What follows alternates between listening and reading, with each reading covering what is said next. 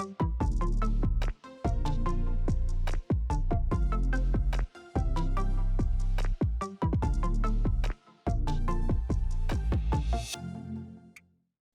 right, welcome back. Here we are halfway through video number 3. What am I allowed to use texting for under Reg F?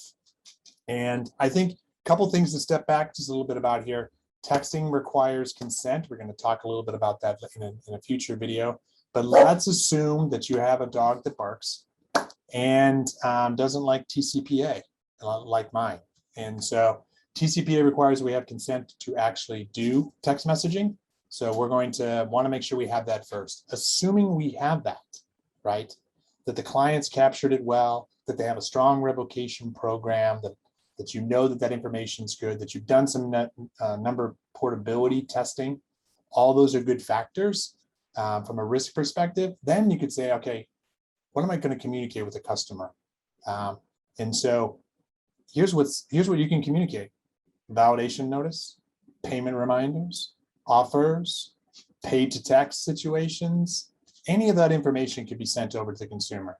All completely valid. The rule talks about that. So check out that section around texting. The CFPB is really wanting to modernize, and modernization requires the use of new technology, which ironically enough, new technology for text messaging is around the early 1990s. I'm sure most of you are watching this weren't around then. But those of you were, we remember when texting came out. It was pretty novel. It was a lot of fun, especially if you were living in Europe. But it's for some people, it's the way they communicate the most. So you may want to start just small and do payment reminders. Get consent for your agency itself. So the customer signs up to do a payment, and you can create that little box and a little disclosure, and they put in their phone number, and away you go. Now you've got consent, and you're able to send them reminders. So super exciting to think about how you can use it, but I would say that you can use it for most communications.